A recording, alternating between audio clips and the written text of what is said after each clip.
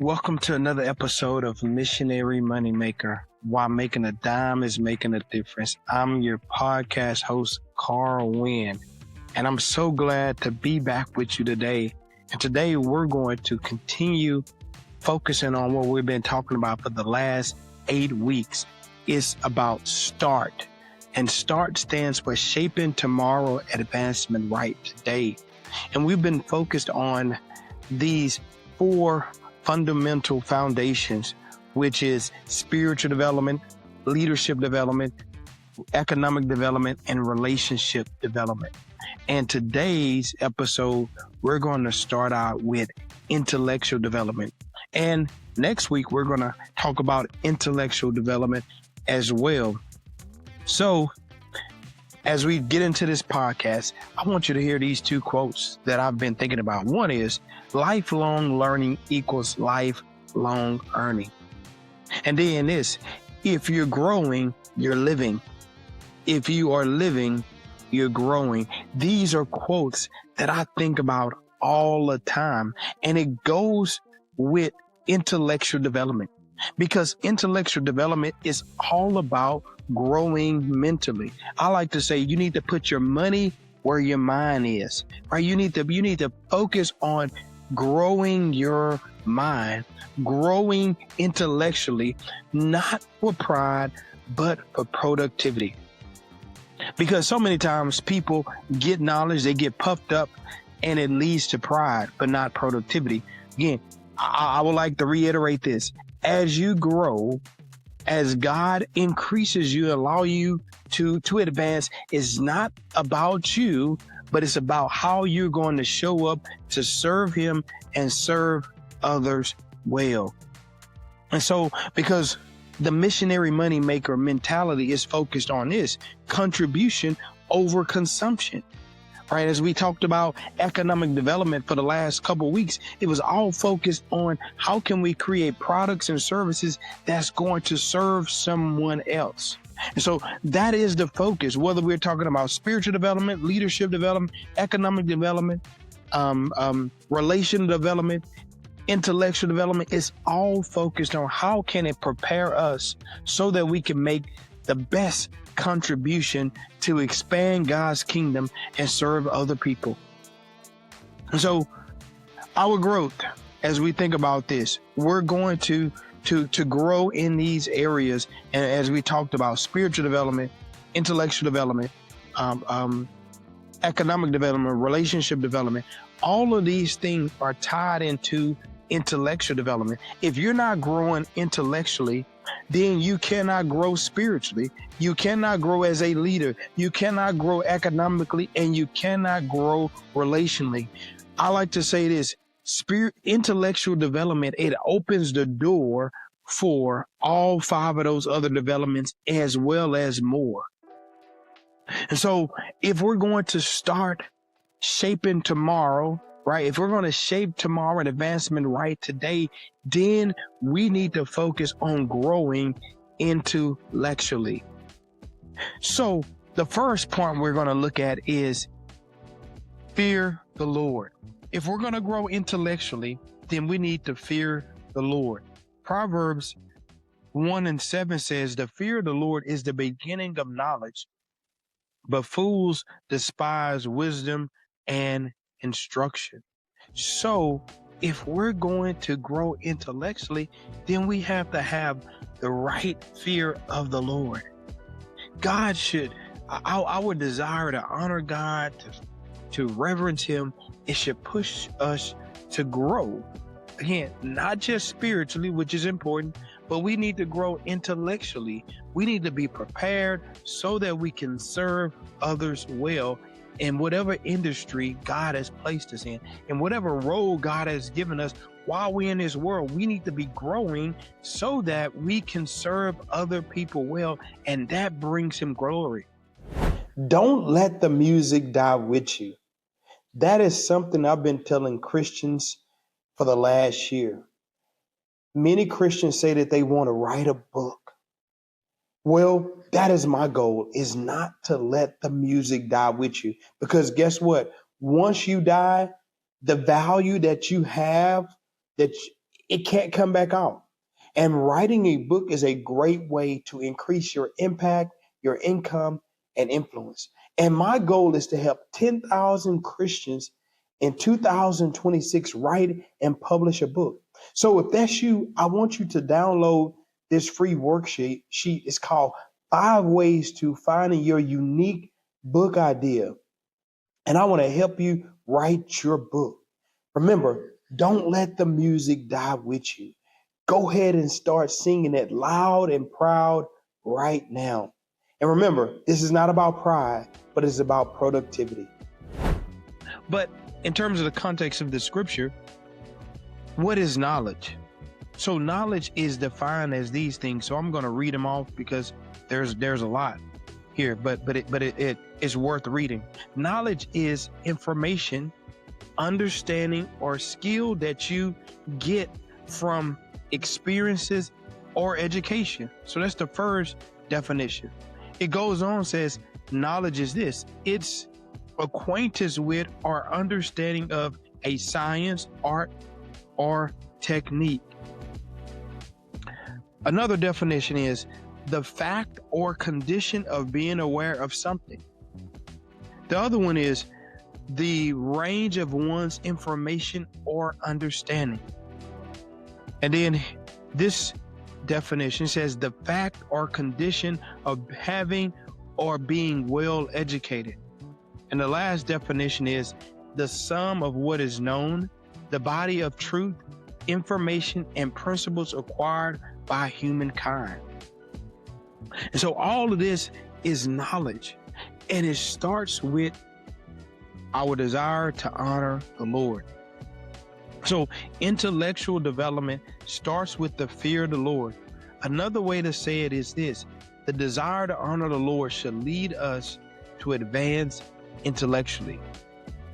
And so as I think about my own life, this is what pushes me every morning, every day. I'm looking for a way to be stimulated intellectually so that I can show up better for you.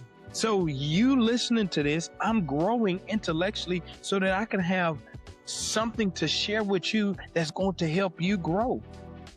So whether it's I'm reading, I'm listening to a podcast, like today I've been listening to a book by John Wooten, a famous UCLA basketball coach. Been listening to him.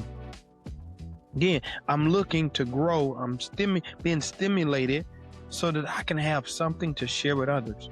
I don't know if you see this shirt, but this shirt says invite, invest, inspire. So I want to grow so that I can show up well for these students that I'm going to be engaging with at the college campus. But as you think about this, invite, invest, inspire, right? If you're not investing, if you're not growing intellectually, you can't invest and you can't inspire people. So again, I'm growing intellectually so that I can invest and inspire you. You listening to this as a believer, I want you to be inspired so much that you take what you're learning and you go out and change the marketplace for Christ right where you are. I don't care what country you're in. I don't care what city you're working in. I want you to be prepared. I want you to be inspired, and I want to invest in you the right content, the right cultivate the right community so that you can go out and make the right investment for Christ. So what I would say is that every day you need to focus on making it a priority to grow intellectually. Don't make it an afterthought. It needs to be priority in your life. I like what the one definition said about knowledge. It says you will be well educated. Knowledge is about being well educated. And so when I'm well educated, I can show up better for God and my fellow man. So as you grow in knowledge, you can show up better for other people. And you should want to do that. And you should not be forced to do that. It should be something that you desire to do so that you can serve others well. So about 12 years ago, I used to work for an HVAC company. And we had a set of core values, and one of them was technical proficiency. I really love that value, and I'm still inspired and changed by that definition, that value, even today, because I still practice it. And so proficiency is connected to knowledge. Knowledge is connected to intellectual development. And so when you think about technical proficiency, it's all about growing intellectually so that you can show up better for your clients, your community, your family, right? Your team members. It makes a difference. And so as I think about my intellectual development, it's paying dividends. It is impacting all of the constituents in my life, whether that's my clients, my company, as well as my family. They benefit when I grow. And so, although I don't work for that HVAC company anymore, again, as I said, technical proficiency is being applied all across all of my life, all areas of my life.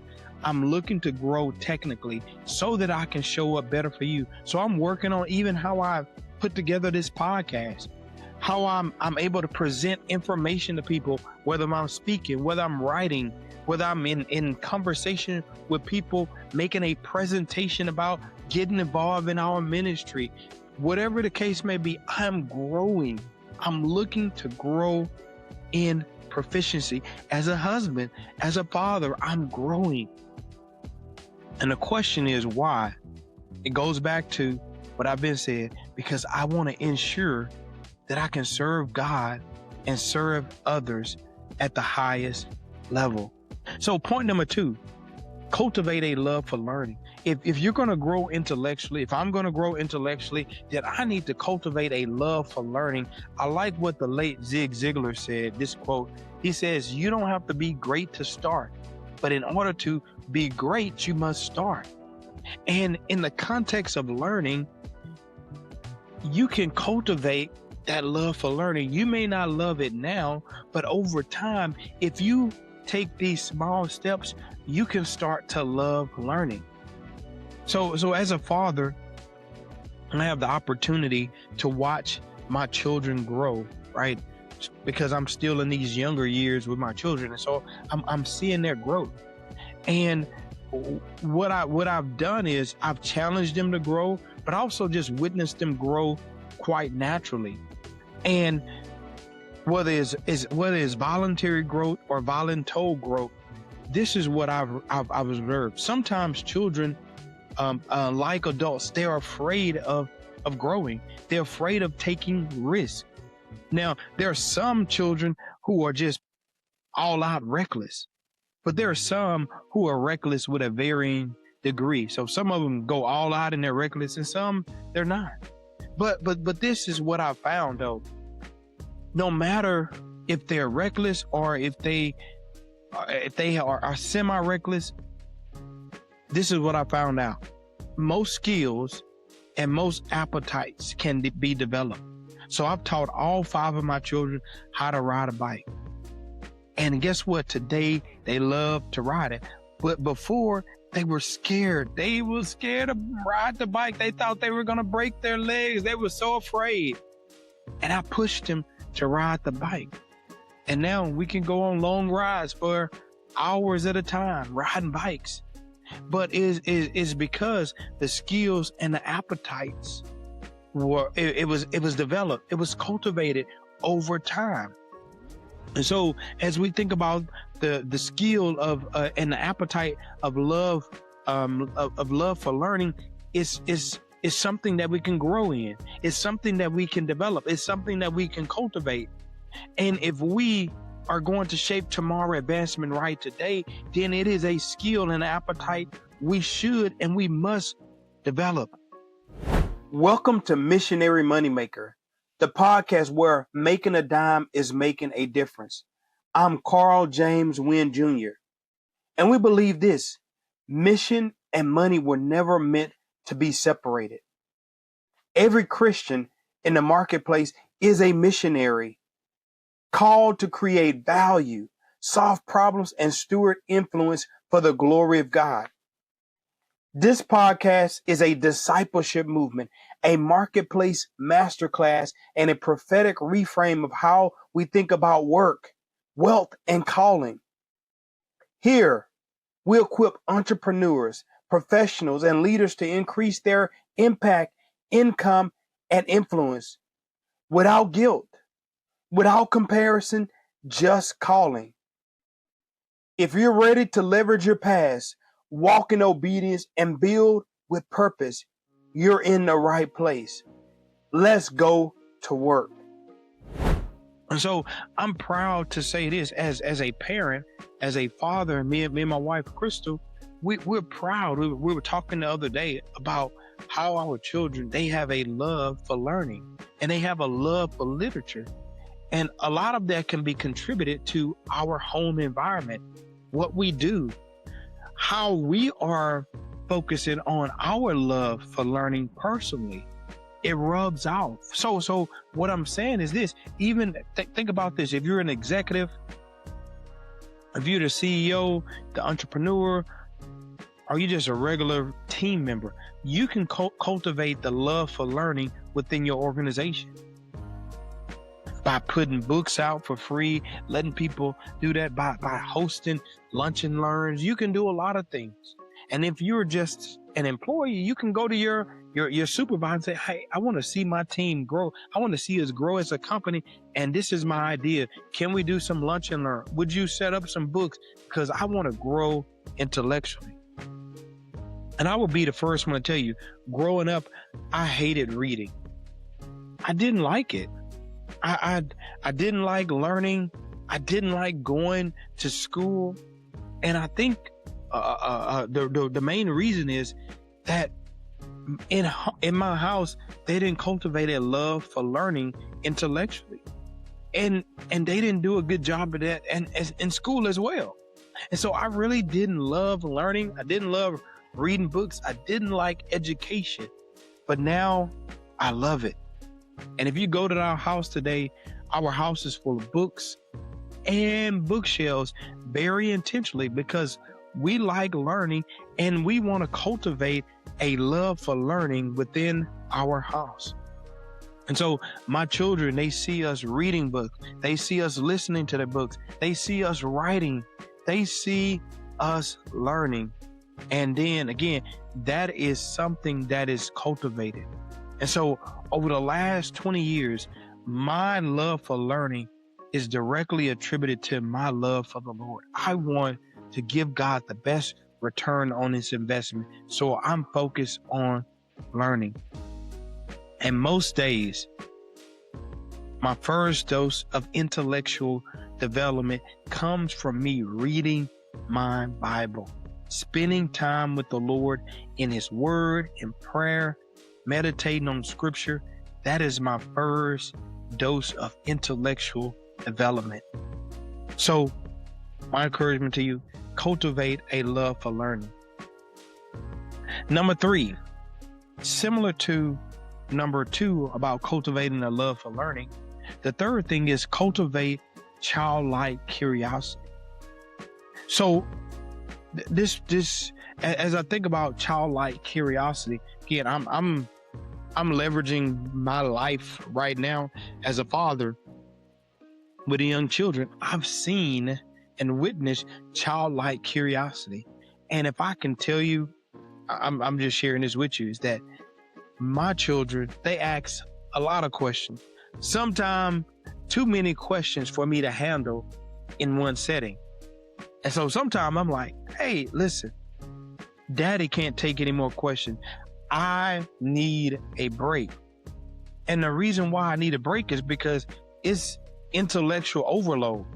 And so sometimes I can't have it, but I can tell you this, children have a curiosity that I wish that I can develop. And I'm working on developing that childlike curiosity. I'm working on developing wanting to be curious about just life, about how things work, about how to break things apart. Like my children, when I'm working on something, doing something, they'll come They'll look right there, or they'll want to touch it. Right. So this is the idea, like childlike curiosity is that you're questioning things. You're wanting to know why. You're wanting to know how. You're wanting to know what. So you are finding out how things work, why things work like this. What is it for? You're asking these questions. And so I've learned this from a good friend of mine. So about a year ago, me and my oldest son were having lunch with him, and my son asked some kind of question, and my friend responded with this, and so now I just think about questions from this perspective. He said this: questions leads us to a quest. It leads us on a quest. And so if you look at questions, the first part of questions is quest. So questions take us on a journey. It helps us with our exploration. It takes us to places we need to be. But questions also takes us to place we didn't even know we needed to be. But check this out. Questions also takes us to places that we can't believe we could be. So I like questions. So questions helps us develop that childlike curiosity, asking questions about everything. It helps with innovation. It helps with shaping tomorrow, advancement right today. What can be better? I like what John Maxwell said, and I think he got that from someone else, but he said, if it ain't broke, then found out how you can make it better. Right. So he was saying something like that, right? It's all about growth, right? He's thinking about how can you make it better?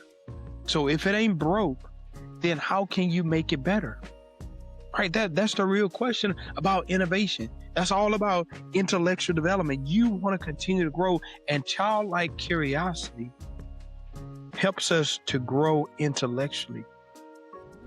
And curiosity is simply defined as this: a desire to learn. Do you have a desire to learn? Going back to the initial quotes that I made, lifelong learning equals lifelong earning. Or if you're living, then you're growing. If you're growing, you're living. So it's all about curiosity. Curiosity is simple. A love is a desire to learn. And it's sad to see people not wanting to learn. So this childlike curiosity will lead to intellectual development. It will position us to live a life of contribution and shape tomorrow, advancement right today. And then the last point is this: invest in intellectual development. If we're going to grow intellectually, then we need to invest in it. We need to put our money where our mind is. Say that with me. Put your money where your mind is. You want to grow intellectually. You want to put your money where your mind is. And what I found out here is that when you put your money where your mind is, more opportunity to grow your income just comes naturally. Because the Bible tells us this in 2 Corinthians chapter 9, and it's talking about money. It's talking about giving and being generous. But it says, if you sow sparingly, you will reap sparingly. But if you sow bountifully, you will reap bountifully. And this is the same concept when it comes to intellectual development. If you're sowing sparingly into your intellectual development, you cannot expect to reap much from it. But if you're sowing bountifully every day, consistently sowing into your intellectual development, you can expect to withdraw something. You can expect to have a greater harvest because you've sown more. So if you want to grow intellectually more, if you want to become better at your job, at your profession, as a father, as a husband, as a member of society, then you need to grow intellectually. You need to sow bountifully into the ability to grow. whether that's with your attitude, with your emotion, with your relationships, everything that we've been talking about, you want to sow bountifully into it. But this is what I've learned, is that people are not growing. They're dying because they're sowing into the wrong. They're sowing the wrong seeds. So all that being said is this. Think about this. This is Charlie Tremendous Jones, a quote that he attributed to him. It says, "You will be the same person in 5 years as you are today, except for the people you meet and the books you read." Intellectual development. Jim Rohn is famous for saying this: formal education will make you a living. Self-education will make you a fortune. And Jim Rohn he was an expert in personal development and growing. And as I close, I want to build off on what he said. So he has something that is called the 730 rule, which he suggests you live on 70% of your after-tax income and divide the remaining 30% evenly, 10% for personal growth, 10% for investing, and 10% for charity. So as you think about that, remember I said put your money where your mind is.